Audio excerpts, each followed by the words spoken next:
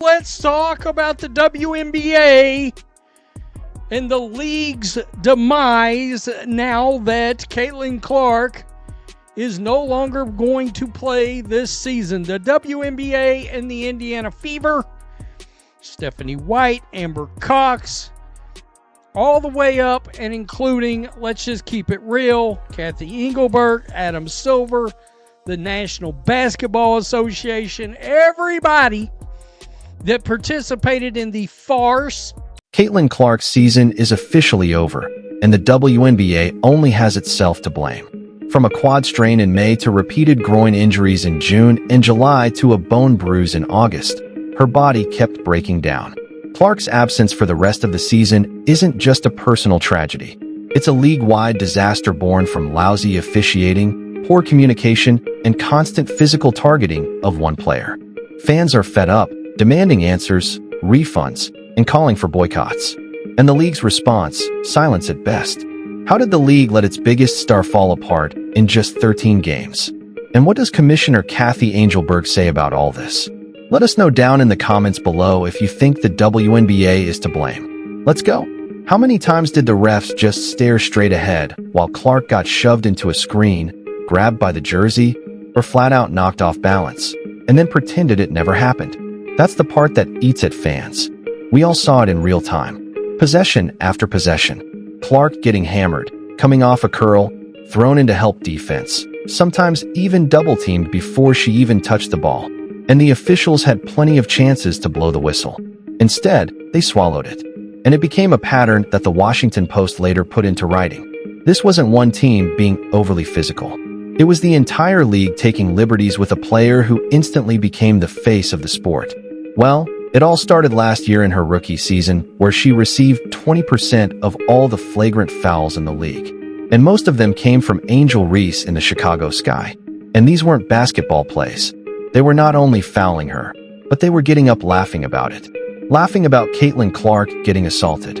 Any other work environment, people go to jail for what's going on. And the league's most valuable draw, the one who carried not just her own franchise, but half the WNBA's rating spike, was left hung out to dry.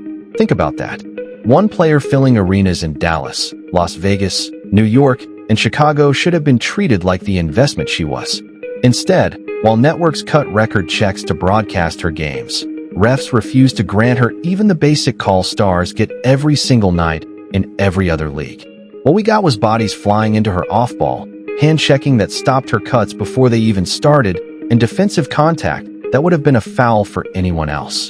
The WNBA and all the people that follow the WNBA and try to promote the WNBA don't understand that Caitlin Clark's game resonates with us. I say this every day, and every day I gotta deal with somebody else dumb in the media. Caitlin Clark's game resonates because she's got flair. She's got flash. She's got style. I said this before, and I'll say this again. We saw Sue Bird's game. We saw Diana Taurasi's game. Kim Moy was Sue Bird before Sue Bird became Sue Bird. We've seen it. We haven't seen Caitlin Clark. This wasn't just annoying to watch. It was dangerous. Those kind of constant cheap shots don't just make a player sore. They add up over weeks, grinding on muscles that were already strained. Clark's quad that tightened in May, her groin that burned through June were no mystery injuries. Repeated hits, twisted pivots from denied space, unprotected landings. Those are exactly the things that lead to stress injuries that never really heal without extended rest.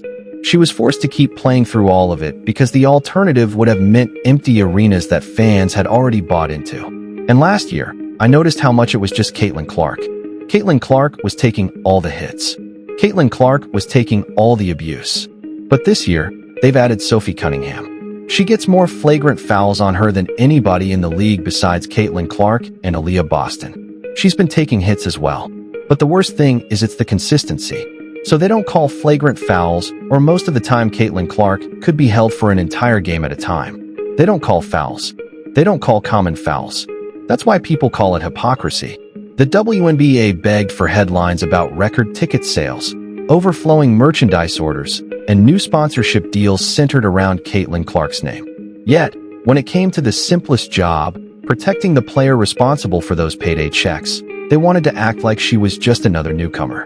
The reality is she wasn't. And letting her get battered night after night meant they didn't just compromise game results. They put the entire season in jeopardy. The folks that cover the NBA, these people that play in the NBA, these people that cover the NBA. There I said these people, all of you, black, white, green, purple. Why don't you understand a very simple thing? Her game is dynamic. Like Diana Taurasi was like a jackass to Caitlin Clark. Why? Her game is what people are drawn to. And then you go to the personality. Her game is different than any WNBA woman ever. And she wins, and she shoots from deep. It's no different than Steph. How many times we gotta say, so, what happens when your golden goose stops playing? What happens when the league refuses to call fouls and the end result is your star limping instead of running the floor? Now, we know the negligence from the referees didn't just tilt one box score. It laid the groundwork for Caitlin Clark's season-ending collapse. And the backlash that started on court didn't stay there for long. It spread. Was Caitlin Clark's sophomore season doomed from the very first preseason practice? It feels that way now. Go back to training camp in May. Reports already mentioned her quad tightening up, something most athletes would rest to prevent further damage. Instead, she was rolled out as the centerpiece of every event, every practice session, every marketing push. Less than 2 months later, the problem escalated into a groin injury. By July, that groin became a full-blown tear on the right side. And with that came the announcement no one wanted to hear. Clark was done for the year. The story of how we got there isn't one moment. It's a series of decisions that never gave her a chance. I mean, it's a gut punch that basically encompasses an entire season of them. The Fever have lost so many players to injury, but obviously none bigger than Clark. And there was such a wait for this second season after her magnificent rookie season. And then, the anticipation of her possibly coming back only for that not to happen takes a lot of air out of the room, obviously takes a lot of energy out of the fans, and is a devastating blow for not just the Fever and the WNBA. What's frustrating is that she never really had a stretch of games where she was fully healthy. She was listed as day-to-day at least 3 separate times, and each time the word precautionary was attached like it was reassurance. But what precaution means in the WNBA apparently is having your number 1 draw squeeze in limited treatment windows, tape up, and head back onto the court the same weekend. It was like watching someone run on one leg and being told they were fine.